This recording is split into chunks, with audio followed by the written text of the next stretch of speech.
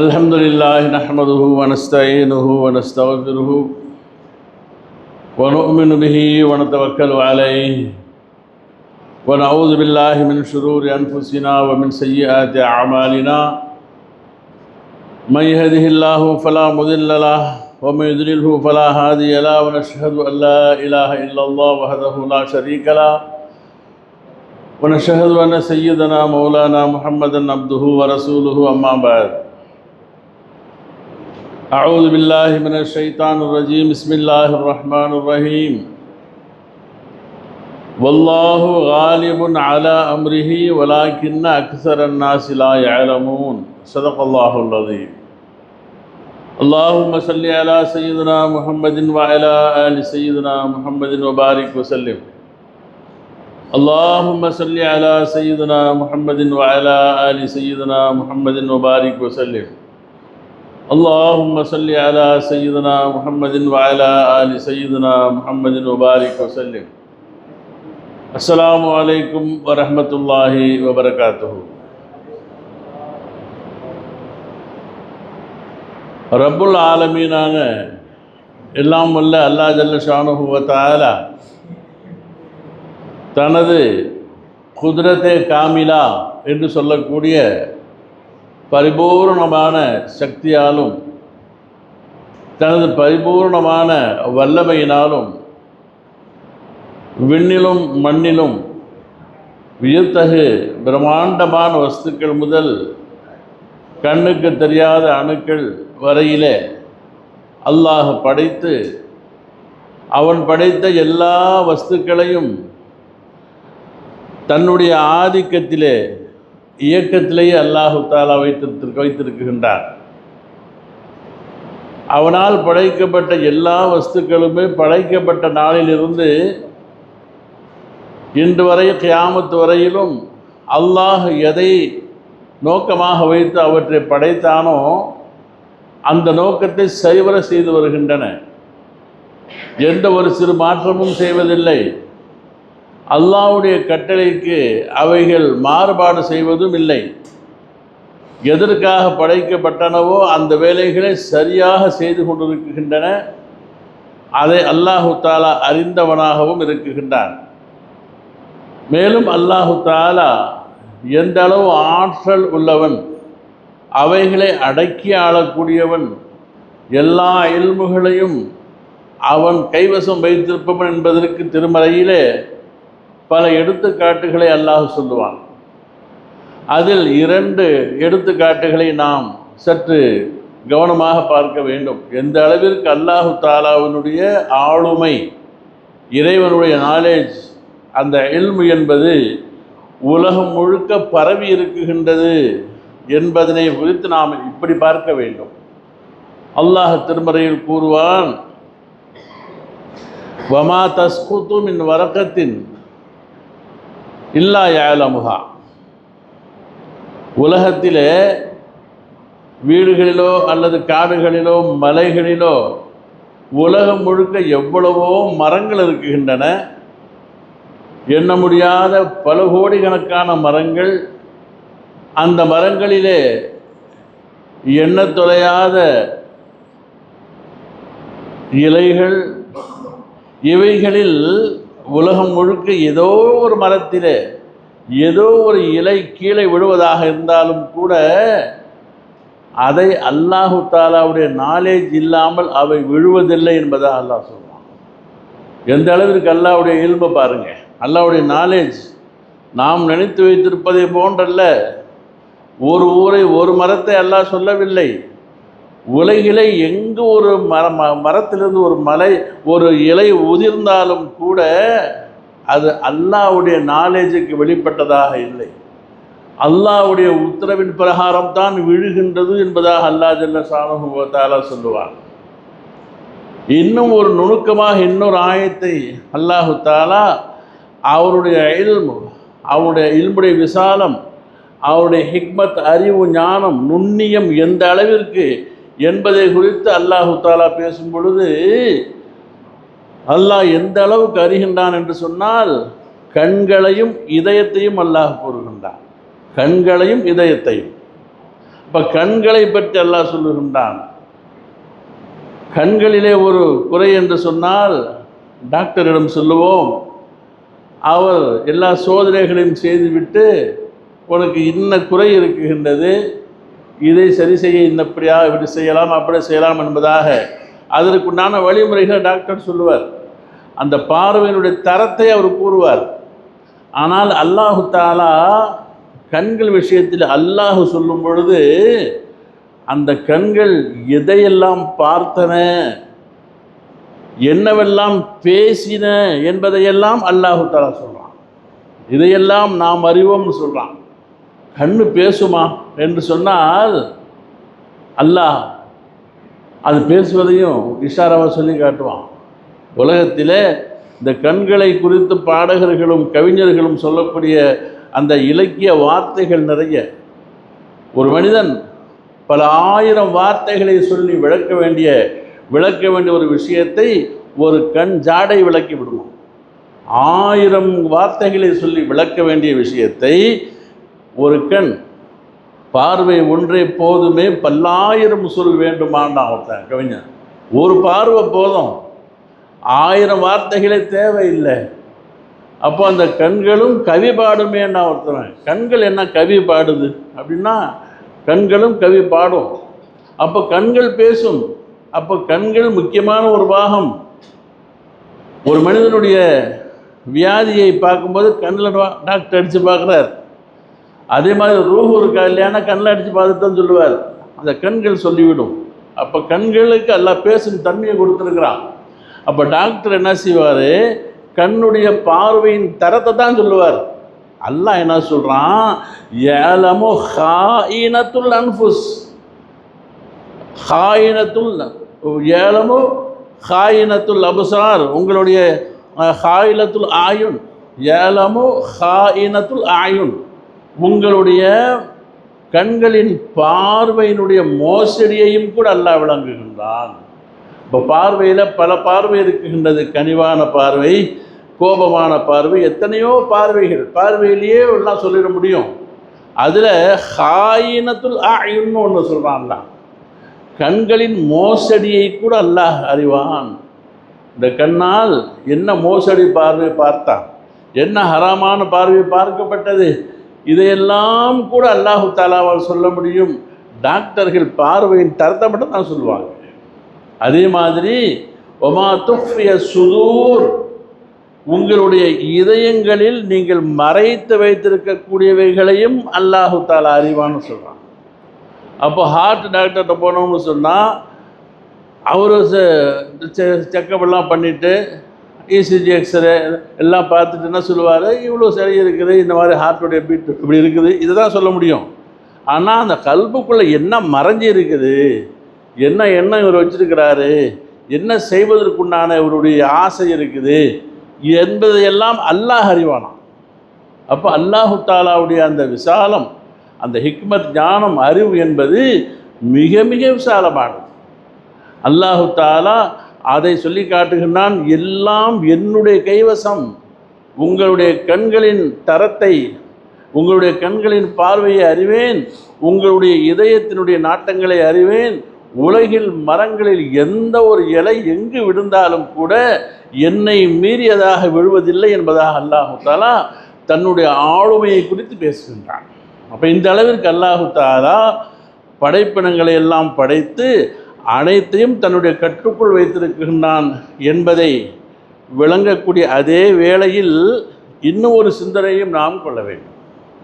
அப்போ அல்லாஹு தாலா எத்தனையோ படைப்புகள், உயர்ந்த படைப்புகள் எல்லாம் இருக்க, அவை அனைத்தை விடவும் சிறந்த படைப்பாக யாரை படைத்தான்?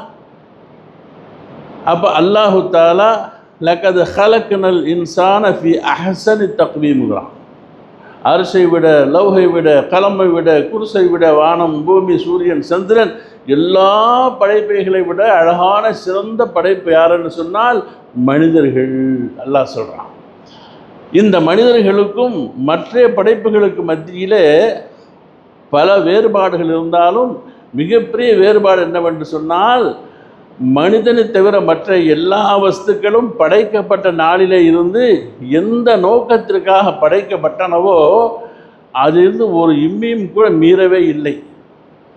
சூரியனோ சந்திரனோ அவைகள் கட்டுப்பாட்டை இழக்கவில்லை, சரியாக ஓடிக்கொண்டிருக்கின்றன. இரவும் பகலும் சரியாக ஓடிக்கொண்டிருக்கின்றது. கடலும் நதியும் சரியாக வேலை செய்து கொண்டிருக்கின்றன. அல்லாஹு தாலா எப்படியெல்லாம் மூட்டுகின்றானோ அது கட்டளையிட்டான செஞ்சுக்கிட்டே இருக்குது, மாறு செய்ய இல்லை. ஆனால் இந்த படைப்பினங்களில் எல்லாம் உயர்ந்த படைப்புன்னு சொல்லக்கூடிய இந்த மனிதன் இருக்குகின்றானே, இவன் மட்டும் அதில் கட்டுப்பாட்டில் இல்லை. அதான் அல்லாஹ் சொல்கிறான். மிக உயர்ந்த படைப்பாக படைத்த இந்த மனிதர்கள் மட்டும் என்ன செய்கிறாங்க? இன்னல் இன்சான லி ரப்பிஹி லகனூத். இந்த மனிதர்கள் மட்டும் அல்லாஹ்வுக்கு இவர்கள் நன்றி கெட்ட துரோகிகளாக இருக்கின்றார்கள்ங்கிறான். இன்னொரு ஆயத்தில் சொல்லும் பொழுது கானல் இன்சானு கஃபூரா அப்படிங்கிறான். மனுஷன் என்ன செஞ்சிட்டான்? அல்லாஹ்வை மறுப்பவனாக நிராகரிப்பவனாகவே வந்துட்டான் என்பதாக சொல்லி, அப்போ படைக்கப்பட்ட எல்லா வஸ்துக்களும் அல்லாஹ்வுக்கு கட்டுப்பட்டு நடக்கும் பொழுது மிக மேம்பட்ட படைப்பான இந்த மனிதர்கள் மாத்திரம் அல்லாஹ்வுடைய கட்டுப்பாட்டை மீறி நடக்க என்ன காரணம், ஏன் இந்த மாதிரி மனசு செய்கிறான் என்று சொல்லும் பொழுது அதற்கும் அல்லாஹ்வே தான் காரணமாக இருக்கிறான். ஏன் மனுஷன் மட்டும் எல்லா படைப்புகளோடு உயர்ந்தவன் அதிகமாக வல்லவ அல்லாஹ்வுக்கு கட்டுப்படணும் அப்படின்னு சொன்னால் இந்த மனிதனுக்கு அல்லாஹ் மிக உயர்ந்த அந்தஸ்தை கொடுத்தது தான் காரணமாக இருக்குகின்றது. எங்கே போனாலும் அல்லாஹ்வுடைய பிடியை விட்டு அவன் எங்கே போயிட முடியாது. ஆனால் விளங்காமையின் காரணத்தினாலே அவன் அப்படிப்பட்ட தன்மைகளை கையில் எடுத்து கொள்ளுகின்றான். ஏன்னு சொன்னால் மனிதன் உயர்ந்த படைப்பு, எல்லா வஸ்துக்களையும் குன் ஃபயகூன் ஆகு என்றான் ஆகிவிட்டது. மனுஷன் அப்படி செய்ய இல்லை. அல்லாஹ் ஹலக்து பியதைய, ரெண்டு கரத்தால் நான் ஆதமை படைத்தேன். மனிதனை படைச்சது அல்லாஹ் கையால் படைத்ததாக சொல்கிறான். அது மட்டும் இல்லை, அல்லாஹு தாலா மனிதர்களை படைக்கும் பொழுது இன்னி ஜாயிலுன் ஃபில் அர்லி ஹலீஃபா, மலக்குகள்கிட்ட சொன்னான், நான் உலகத்திலே எவ்வளவோ பிரம்மாண்டமான படைப்புகளை எல்லாம் படைச்சிட்டேன், இப்போ நான் படைக்க போகிறது என்னுடைய ஹலீஃபாவை படைக்க உள்ளேன்னு சொன்னான் மலக்குகள்கிட்ட. ஹலீஃபானா யாருங்க? ஹலீஃபா எடுத்து பிரதிநிதின்னு சொல்லுவாங்க, நாயிபு அப்படின்னு சொல்லுவாங்க. அப்போ பிரதிநிதி என்று சொன்னால் ஒரு நாட்டை ஆளக்கூடிய மன்னன் அரசன் வெளிநாட்டுக்கு ஏதோ ஒரு வருஷமோ 2 வருஷம் போயிடுவார்னு சொன்னால் அவருக்கு பதிலாக ஒருவர் ஆளக்கூடியவராக இருப்பார், பிரதிநிதியாக இருப்பார். உண்மையில் இவர் அல்ல, அவர்தான் அரசர், அவர்தான் மன்னன். அவர் வரக்கூடிய வரைக்கும் கொஞ்சம் அந்த பார்ட் டைம் பார்க்குற மாதிரி இருப்பார். அப்படி மனிதர்களை நான் ஹலீஃபாவாக உலகத்திலே, எனக்கு ஹலீஃபாங்கிறான் அல்லாஹ், எனக்கு ஹலீஃபாவாக நான் அவனை படைக்க இருக்கின்றேன் என்று சொன்ன பொழுது மலக்கள் எல்லாம் மறுத்தாங்க. நம்மளுக்கெல்லாம் தெரியும் அது. அந்த ஆதமை அல்லாஹ் படைத்தான். எப்படி படைத்தான்? ஹதீஸ் ஷரீஃபில் வருகின்றது, ஹலக்கல்லாஹு ஆதம அலா சூரத்திஹி அவ் ஹைஅத்திஹி அப்படிங்கிறான். ஆதமை அல்லாஹ் படைத்தான். எப்படி படைத்தான்? தன்னுடைய தோற்றத்தில் படைத்தான். மற்ற வஸ்துக்கள் அப்படி சொல்லலை. அலா சூரத்திஹி, अपने सूरत से, सूरत जैसा, ஹைஅத் சே, தன்னுடைய அந்த சக்திகளை அல்லாஹ் கொடுத்தானா மனுஷனுக்கு, வேறு எதுக்கும் இல்லை. படைப்புகளில் இந்த உயிர் வாழக்கூடிய இந்த கால்நடைகளோ மிருகங்களோ சரி, உண்ணக்கூடியதாக இருக்குது, பருகக்கூடியதாக இருக்குது, அது குட்டியெல்லாம் போடக்கூடியதெல்லாம் இருக்குது. மனுஷன் அதை செய்கிறான். ஆனால் இந்த உயிரினங்களுக்கு இல்லாத, மற்ற படைப்புகளுக்கு இல்லாத ஒரு 4 தன்மைகளை எல்லாம் என்ன செய்கிறான்? தண்ணியிலிருந்து சிறப்பாக அதுக்கு தூக்கி கொடுத்துட்டான். யார்கிட்ட? மனுஷங்கிட்ட, வேறு யார்கிட்ட இல்லை. சூரியன்கிட்ட, சந்திரன்கிட்ட, நட்சத்திரங்கள்கிட்ட, மலையில், கடலில், அரிசியில், குடிசில், மலக்குகள் எங்கேயுமே கொடுக்கல. 4 சிறப்பு தன்மைகளை அல்லாஹு தாலா மனிதர்களுக்கு கொடுத்தான். என்ன 4 தன்மைன்னு சொன்னாக்கா, இல்மு, இராதத்து, ஹிக்மத்து, தத்பீர் அப்படிம்பாங்க. இல்மு, இராதத்து, ஹிக்மத்து, தத்பீர், இந்த 4 விசேஷ தன்மைகள் ஏனைய படைப்புகளுக்கெல்லாம் இல்லை.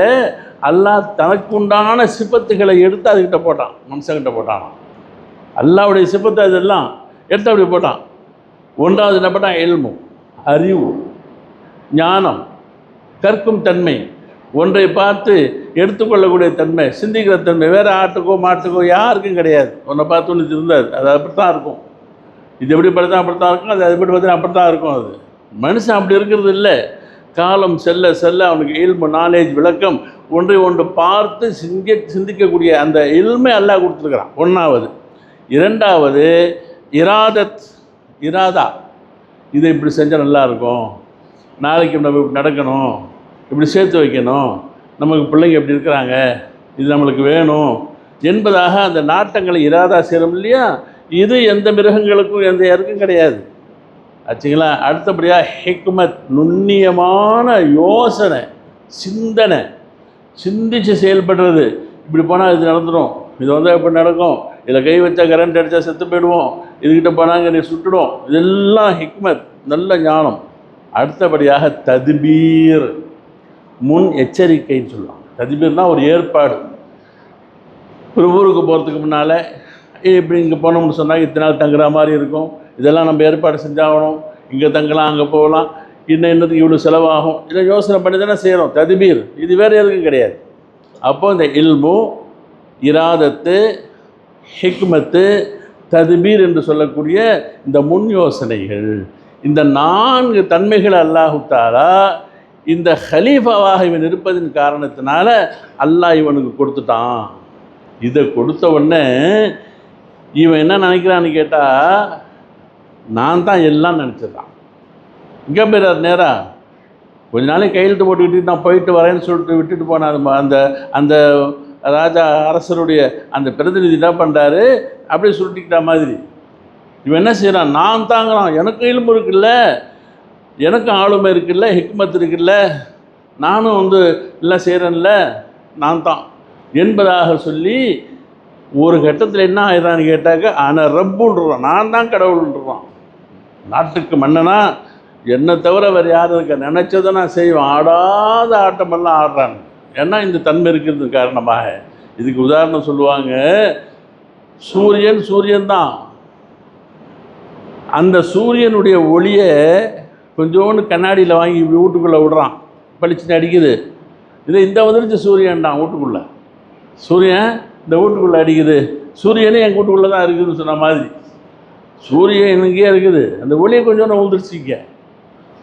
கூரை வீடுகளில் பார்த்தோம்னு சொன்னால் வெயில் நேரத்தில் அந்த சில பழுதுபட்ட வீடுகளாக இருந்தால் அப்படியே ரவுண்டாக சூரியன் தெரியும், அப்படியே ரவுண்டாக ஓட்டையில் அப்படியே வெளிச்சம் வரும். அப்போது அதை பார்த்துட்டு சொல்லித்தான் ஒரு பிள்ளை, சூரியனே எங்கள் வீட்டில் தான் இருக்குது, பாருங்கள் எல்லாரும் வந்துச்சான்.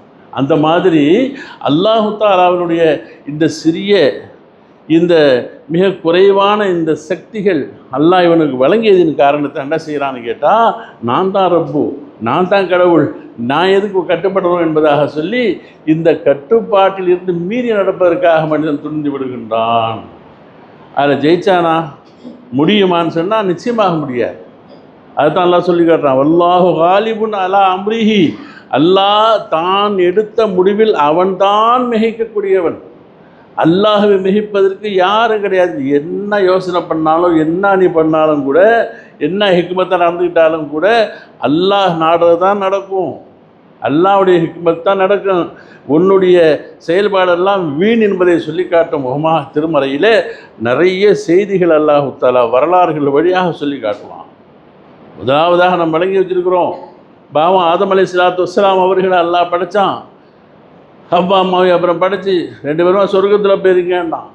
சொர்க்கத்துக்கு போனாங்க, பார்த்தா சொர்க்கத்தை பற்றி சொல்லணுமா வெளியே? அப்போ எந்த கண்களும் பார்த்துடாத, எந்த காதுகளும் கேட்டுடாத, எந்த இதயமும் நினைத்து கூட பார்த்துடாத உயர்ந்த இடங்கள் சொர்க்கம்.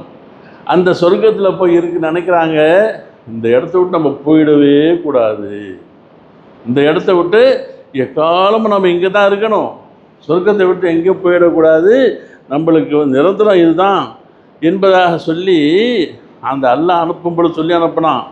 ஒலா தக்ரபா ஹாதிஹி ஷஜரத்தை ஃபதகூனா மினல் ஸாலிமீன், அந்த ஒரு மரத்துக்கிட்ட போய் சாப்பிட்றாதீங்க, எல்லாம் சாப்பிடுங்க, அந்த ஒரு மரத்தின் கனியே புசிக்காதீங்கன்னு சொன்னான். அப்போ இவங்க ஏன் போய் சாப்பிட்டாங்கன்னு கேட்டால், அல்லாஹ்வுக்கு மாறு செய்யறதுக்காகலாம் இல்லை, அவங்களுடைய நஃப்ஸில் ஆசை வந்துடுச்சு. என்ன ஆசை? இந்த சொர்க்கத்தை விட்டு வெளியே போயிடக்கூடாது, நம்ம இங்கேயே தான் இருக்கணும் என்பதற்காக வேண்டி அந்த கனியெல்லாம் சாப்பிட்டாங்களாம். ஏன்னா ஷைத்தான் அப்படி சொல்லி கொடுத்தாங்க உங்களுக்கு. அது ஷஜரத்துல் ஹுல்துன்னு பேர்ப்பாது. அந்த கனியை சாப்பிட்டவர்கள் இங்கே தான் தங்க முடியும், இதை விட்டு வெளியவே போக முடியாது. அல்லாஹ்வுடைய நோக்கம் உங்களை வெளியாகணும்னு சொல்லிட்டு அதுக்கு தான் சாப்பிட வேணான்னு சொல்லிட்டான். நீங்கள் அதில் கனியை அந்த மரத்தில் பற்றி சாப்பிட்டுட்டீங்கன்னாக்கா நீங்கள் யார் நினச்சாலும் வெளியே போக முடியாது, நீங்கள் இங்கே தான் இருப்பீங்கன்னு சொன்ன உடனே அந்த ஆசை தான் எங்கே சொர்க்கத்தில் தங்கணுங்கிற அந்த எண்ணத்தின் பிரகாரம் அந்த அல்லாஹ் ஹராமாக்கிய அந்த அந்த மரத்துடைய அந்த கனியையும் கூட பசிச்சுட்டாங்க. அதுவும் எங்கள் எதுக்காக வேண்டி அங்கே தங்கணுங்கிறதுக்காக. யார் என்ன நினச்சா? அல்லாவுடைய நினைப்பு என்னாங்க? இவங்களை பூமிக்கு அனுப்பணுங்கிறது அல்லாவுடைய நோக்கம். ஏன்னா படைக்கிறதுக்கு முன்னையே அல்லாஹ் தான் சொல்லிட்டானே, இன்னி ஜாயிலுன் ஃபில் அர்லி ஹலீஃபா, பூமியில் எனக்கு ஒரு ஹலீஃபாவை படைக்க இருக்கிறேன்னு சொல்லிட்டு தான் ஆதமை படைத்தான். அல்லாஹ் படைத்த நோக்கமே பூமிக்கு அவரை அனுப்பணுங்கிறதுக்காகத்தான். இவர் நினைக்கிறார் மனுஷன், நம்ம அப்படி இப்போ இருந்துடலாம், இப்படி இருந்துடலாம், நம்ம அப்படி போகலாம், இப்படி போகலாம், என்னமோ நினச்சி பார்க்கலாம். ஆனால் இவர் நினச்சது நடந்துச்சா? ஆதம் நினச்சது நடந்ததா? இல்லை, அல்லாஹ் நினச்சது தான் நடந்துச்சு. அதுதான் அல்லாஹ் சொல்லி காட்டான், வல்லாஹு காலிபுன் அலா அம்ரிஹி. மனிதன் 1000 நாட்டங்களை கொண்டாலும் 1000 யோசனை பண்ணாலும் அல்லாஹ் நினைக்கிறது தான் நடக்கும். உன்னுடைய நோக்கத்தை அல்லாஹ்வுடைய இராதாவுக்கு தகுந்த மாதிரி வச்சுக்க என்பதாக. அடுத்தபடி அல்லாஹ் குர்ஆனில் சொல்லுவான். யார்? ஹஜரத் நூஹ் அலைஹிஸ்ஸலாத்து வஸ்ஸலாமுடைய சரித்திரத்தை சொல்கிறான். நபீனா நூஹ் அலைஹிஸ்ஸலாத்து வஸ்ஸலாம் அவர்கள் 950 ஆண்டுகள் மக்களிடத்தில் பிரசங்கம் பண்ணுறாங்க. அல்லாஹ் ரசூலை பற்றி எடுத்து சொல்கிறாங்க. நேரிய வழிக்கு வாங்கன்னு கூப்பிட்றாங்க. யாரா மாதிரி இல்லை, ரொம்ப கம்மியான பேர் வராங்க. அந்த இஸ்லாத்தில் வராதவர்களில் அவருடைய மனைவி ஒன்று, மகன் ஒன்று. அப்போது அல்லாஹ் சொன்னால் கப்பலை தயார் பண்ணிங்க, செஞ்சாங்க, எல்லாம் ஏறிக்கிட்டாங்க. உலகம் அழிய போகுது. அந்த நேரத்தில் வானிலேருந்து மழை பெய்கின்றது, பூமி தண்ணியை கக்குது. இந்த கப்பல் மாத்திரம் மேந்து போகுது. மகனை பார்க்குறாங்க. அல்லாஹ் குர்ஆனில் செய்தியை சொல்கிறான். மகனை பார்த்து இறக்கம் வருது, எப்படியாவது என் மகனை நான் காப்பாற்றிடணும், என் பிள்ளை என் முன்னால் தத்தரிச்சிட்டு இருக்கிறான்னு சொல்லிட்டு, யா புனை இருக்க மகனா, மகனே ஈமான் கொள்ளு, வந்து ஏறிக்கோ, கப்பலில் ஏறிக்கோ என்பதாக கெஞ்சி கெஞ்சி கூப்பிட்றாங்க. ஹஜ்ரத்துடைய நோக்கம் என்னவா இருந்துச்சு? நூஹ் அலைஹிஸ்ஸலாமுடைய நோக்கம் மகனை காப்பாற்றணும், எப்படியாவது கப்பலில் ஏற்றிக்கணுங்கிறத கடைசி வரைக்கும் கெஞ்சுறாங்க, அல்லாஹ்கிட்டையும் கெஞ்சுறாங்க. அல்லாஹ்வுடைய நோக்கம் என்ன? அவனை அழிக்கணுங்கிறது நோக்கம். அப்போ அல்லாஹ் நினைத்தா நடந்துச்சு, மனுஷன் நினச்சது நடக்க இல்லை. நபியாக இருந்தாலும் சரி. அதே மாதிரி நபீனா இப்ராஹிம் அலைஹிஸ்ஸலாத்து வஸ்ஸலாமுடைய காலம் வருகின்றது. நபீனா இப்ராஹிம் அலைஹிஸ்ஸலாம் அவர்களை நெருப்பிலிட்டு பொசுக்குவதற்காக நம்ரூத் என்ற மன்னன் அந்த நெருப்பு கொண்டதை தயார் பண்ணி அதில் அவர்களை போடுவதற்கு பெரிய ஏற்பாடு செய்கிறான். எப்படியாவது இவரை கரிச்சிடணும் என்பதற்காக வேண்டி. கரிக்கப்பட்டார்களா? அல்லாஹ் நினச்சது தான் நடந்துச்சு. யா நாரு கூனி பர்தம் வ சலாமா அலா இப்ராஹிம், இப்ராஹிமுக்கு நீ குளிர்ந்த இடமா மாறிப்போ என்பதாக மாறி போயிடுச்சு. அதே போல் இப்ராஹிம் அலைஹிஸ்ஸலாம் நினைக்கிறாங்க, தன்னுடைய மகனை எப்படியாவது அல்லாஹ்க்கு அறுத்து கொடுத்துருவோம். 3 நாள் கனவு வேறு பார்த்துட்டோம், மகனும் சரின்னு சொல்லிட்டாருன்னு சொல்லிட்டு கத்தி எடுத்து தீட்டி அறுத்து பார்க்குறாங்க. நடந்துச்சா? அல்லாஹ் நினச்சது தான் நடந்துச்சு. அப்போ மனிதன் நினைப்பது நடப்பதில்லை, அல்லாஹ் தான் அது நடத்தாட்டுறான். எல்லாம் அல்லாஹ்வுடைய கையில் தான் இருக்குது. ரொம்ப போக வேணாம். நமது நாயகம் ரசூலுல்லாஹி ஸல்லல்லாஹு அலைஹி வஸல்லம் அவர்கள் விஷயத்திலும் கூட அல்லாஹ் நபிகளாரை கண்டித்த வரலாறுகளும் குர்ஆன் ஷரீஃபில் இருக்குதுங்க. ஒரு சமயம் பெருமானார் ஸல்லல்லாஹு அலைஹி வஸல்லம் அவர்கள் தன்னுடைய மனைவிமார்களுடைய அவங்களுடைய விருப்பத்துக்காக வேண்டி, அல்லாஹ் குர்ஆன் அதே மாதிரி தான் சொல்கிறான். யா அய்யுஹன் நபியு லிம துஹர்ரிமு மா அஹல்லல்லாஹு லக தப்தகி மர்லாத் அஸ்வாஜிக அப்படிங்கிறான். உங்களுடைய மனைவிமார்களுடைய விருப்பத்திற்காக வேண்டி என்று அல்லாஹ் ஹலாலாக்கிய ஒன்றை நீங்கள் ஹராமாக்கிடுவீங்களா? எப்படி? உங்கள் மனைவி விரும்பினாங்கிறதுக்காக வேண்டி அல்லாஹ் ஹலாலாக ஆக்கி வைத்திருக்கக்கூடிய ஒரு பொருளை நீங்களாக பார்த்து ஹராமாக்கிடுவீங்களா? அல்லாஹ் கேட்குறான். நான் ஹலால் தான், நான் வச்சது தான், உங்கள் இஷ்டத்துக்கெலாம் மாற்றிக்க முடியாது. ஹபீபை பார்த்து கண்டிக்கிறான் குர்ஆனில். என்ன செய்தின்னு கேட்டால், ஒரு முறை தேன் அருந்தி விடுகின்றார்கள். தேன் குடிச்சிட்டு வராங்க. ஒரு மனைவியுடைய வீட்டில் இருந்து நீளமான செய்தி. இன்னொரு மனைவி வீட்டுக்கு வரும் பொழுது, உலகத்தில் பெண்களுடைய பழக்கம், அந்த மனைவி இந்த மனைவின்னு வரும்பொழுது அந்த சக்காலத்தியுடைய அந்த வெறுப்பு இருக்க தான் செஞ்சிச்சு. அப்போ ஒரு சலாத்துடைய காலத்துலேயும் அப்போது நல்லா இருந்துச்சு, நான் குடித்தேன் என்ன இடத்துல இந்த மனைவிட்டேன்னு சொல்லும் பொழுது இவங்க கோச்சிக்கிறாங்க. இது என்ன இது நாத்தம்லாம் அடிக்குது, பழசு போல் இருக்குது, நீங்கள் தேனை கொடுத்தீங்க வேறு எதுவும் குடிச்சிட்டிங்களா, அசிங்கமாலாம் இருக்குது, வாடே சரியில்லையே என்பதாக இவர்கள் குறை கூறியதாகவும் உடனே சொன்னாங்க, அல்லாஹ் மேல ஆணையாக இனிமேல் நான் தேனை அருந்த மாட்டேன்ட்டாங்களாம். இந்த பெண்களுடைய விருப்பத்திற்காக வேண்டி அல்லாஹ் கோச்சிக்கிட்டான். நான் ஹலாலாக்கி வச்சுக்கிற பொருளை உங்கள் இஷ்டத்துக்கு ஹராமாக்கிடுவீங்களா என்பதாக அல்லாஹ் கேட்டு அந்த பிறகு திருந்தி அதற்கான என்ன வழிமுறை செய்யணும் செஞ்சுட்டு திரும்பிதாங்க. இது குர்ஆனில் சொல்லக்கூடிய செய்தி. அதே மாதிரி இன்னொரு இடத்துலையும் வருதுங்க. பெருமானார் ஸல்லல்லாஹு அலைஹி வஸல்லம் அவர்கள் ஆரம்ப காலத்தில் மக்காவிலே இஸ்லாத்தை போதனை செய்யும் பொழுது எல்லாரும் எதுக்குறாங்க, குடும்பத்தார்கள் அதிகமாக எதுக்குறாங்க, ஸல்லல்லாஹு அலைஹி வஸல்லம் அவர்களுடைய நெருங்கிய உறவினர்கள் இருக்கிறாங்க, கிட்ட வரமாட்டேங்கிறாங்க. ஏன்னு கேட்டால் பெருமானார் அவர்களை ஈமான் கொண்டவர்கள் எல்லாம் யாருன்னு பார்த்தா அடிமைகள், இந்த நீக்ரோக்கள், அதாவது பார்ப்பதற்கு அவலட்சணமாக கருதப்பட்ட தாண்ட மக்கள் என்பதாக சொல்லுவாங்க இல்லையா, அந்த மாதிரியான ஜனங்கள் தான் ஈமான் கொள்கிறாங்க. அந்த பிலால் மாதிரி, அப்துல்லா இப்னு உம்மு மக்தூம் ரலியல்லாஹு அன்ஹு, இன்னும் இப்படிப்பட்ட ஆள்கள் எல்லாம் இருக்கிறாங்க.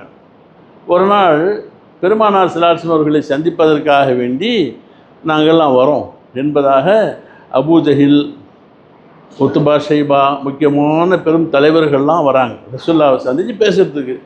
பெருமானார்கள் பார்த்தாங்க, நல்ல சந்தர்ப்பம், இவங்கெல்லாம் இஸ்லாத்தில் வந்துட்டாங்கன்னு சொன்னால் நமக்கு மக்கமான ஹரமே இஸ்லாத்தில் வந்துடும், நம்ம குடும்பமே இஸ்லாத்தில் வந்துடுவாங்க என்பதாக சொல்லி அவர்களையெல்லாம் அழைத்து பேசிக்கிட்டு இருக்கிறாங்க. இஸ்லாத்தை பற்றி பேசிக்கிட்டே இருக்கும் பொழுது இந்த ஆளு நினச்சாங்க இல்லையா, மட்டமாக அவங்க கூட உட்காந்து பேசிகிட்டு இருக்கிறாரு, அவங்க இருக்கிற சபைக்கு நாங்கள் ஏன் வருவோம் என்பதாக சொல்லி அந்த நேரம் பார்த்து ஹஜ்ரத் அப்துல்லா இப்னு உம்மி மக்தூம் ரலியல்லாஹு தஆலா ரெண்டு பார்வை இல்லாத சஹாபி, அவங்க தடமாறிக்கிட்டு வராங்க.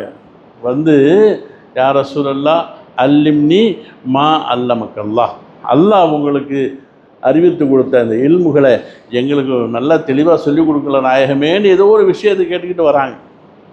ரசூல்லா பார்க்குறாங்க, இவங்கெல்லாம் வராங்கங்கிறதுக்காகத்தான் இந்த ஆளுவெல்லாம் வரமாட்டேங்கிறாங்க, நம்மளை பார்க்குறதுக்கிட்ட நெருங்க மாட்டேங்கிறாங்க. இன்றைக்கி பார்த்து எல்லோரும் ஒன்று கூடி இருக்கும் பொழுது இந்த நேரம் பார்த்து இவர் வர நுழைகிறாரே என்பதாக மனசில் ஒரு நினப்பு தான், வாயெல்லாம் சொல்லலை, இப்பயான் வந்து அப்புறமா வானலாம் சொல்லலை. என்ன செஞ்சாங்க, ஒரு பார்வை தான் பார்த்தாங்க, கடுகடுப்பான பார்வைன்னு சொல்ல, வாயெல்லாம் பேசலை. அந்த பார்வை அல்லாஹ்வுக்கு பிடிக்கலையாம். சூரா இறங்கிட்டான், அபஸ வதவல்லா அன் ஜாஅஹுல் அஅமா வமா யுத்ரீக லஅல்லஹு யஸக்கா. கேட்குற சூரா தான் அடிக்கடி. அபஸ, கடுகடுத்தார், கடுகடுப்பாக மூஞ்சி வச்சுக்கிட்டாங்க, முகத்தை திருப்பிக்கிட்டாங்க. அவரிடத்துல அந்தகர் வந்த பொழுது இந்த இவ்வளோ பெரிய கூட்டம் இருக்குது, அவர் ஒரு மனுஷன், இவர்களில் யார் சிறந்தவர்கள், அவ்வளோ பேரும் சிறந்தவங்களா, அந்த ஒரு மனுஷன் சிறந்தவரா என்பதனை அல்லாஹ் அறிவான் என்பதை குறித்து பெருமானார் ஸல்லல்லாஹு அலைஹி வஸல்லம் அவர்களை அல்லாஹ் கண்டிக்கும் முகமான சூரா ஆயத்து. அப்போ அல்லாஹு தாலா எதை நினைக்கிறான் அதுதான் நடக்கும். வல்லாஹு காலிபுன் அலா அம்ரிஹி, அல்லாஹு தாலா தன்னுடைய விஷயத்தில் தன்னுடைய காரியத்தில் எதை நினைக்குகின்றானோ அல்லாஹ் அதில் தான் அவன்தான் மிகைத்திருப்பான். வலாக்கின் அக்ஸரன் நாஸி லா யஅலமூன், மக்களில் அதிகமானவர்கள் அதை விளங்கவில்லை என்பதாக அல்லாஹ் சொல்றான். அப்போது படைத்த படைப்புகளிலே எல்லா படைப்புகளும் அல்லாஹு தாலாவுக்கு படைத்த நாள் முதல் கட்டுப்பட்டு நடக்கும் பொழுது இந்த உயர்ந்த படைப்பாகிய மனிதர்கள் மட்டுமே அல்லாஹ்வுடைய சிஃபத்துகளிலே இருந்து இந்த இல்மு, இராதத்து, ஹிக்மத்து, தத்பீர் என்று சொல்லக்கூடிய இந்த விசேஷமான இந்த தன்மைகளை அல்லாஹ் கொடுத்து விட்டதின் காரணமாக, ஹலீஃபாவாக ஆக்கிவிட்டதின் காரணத்தினாலே பெருமை கொண்டு அடைகின்றான், தன்னை ரப்புக்கு ஒப்பாக ஆக்க பார்க்குகின்றான். என்னாலும் முடியும், நானும் செய்வேன், எனக்கும் சக்தி இருக்குகின்றது என்று அல்லாஹுவோடு போட்டி போடக்கூடியவனாக இவன் சென்று கொண்டிருக்கின்றான். இதை அல்லாஹு தஆலா தடுக்குகின்றான். நிச்சயமாக நீ என்ன நினைத்தாலும் ரப்பு தான் ஹாலிக் தான், மஹ்லூக் தான் என்பதை சொல்லும் பொழுது அல்லாஹ் சொல்கிறான், நானே மிகைத்தவன், உன்னால் எங்கும் மிகைத்து விட முடியாது என்பதாக. எனவே நாம் அல்லாஹ்வை ஈமான் கொண்டோம், அல்லாஹு தஆலா அளித்த இந்த உயர்ந்த தன்மைகளை எல்லாம் பெற்றிருக்கின்றோம். எல்லாம் பெற்றிருந்தாலும் கூட அல்லாஹ்தான், அடியான் தான். நாம் என்றென்றும் அல்லாஹு தஆலாவுக்கு உரியவர்கள், கட்டுப்பட்டவர்கள், அபுதுகளாக இருக்கின்றோம். அதை ஒவ்வொரு நிலையிலும், எல்லா அமல்களிலும், எல்லா ஃபரதான கடமைகளிலும் நாம் அதை வெளிப்படுத்தி காட்டிக்கொண்டே இருப்போம். அல்லாஹ் நம் அனைவர்களுக்கும் அருள் செய்வானாக. வாஹிர் தாவானா அல்ஹம்துலில்லாஹி ரப்பில் ஆலமீன்.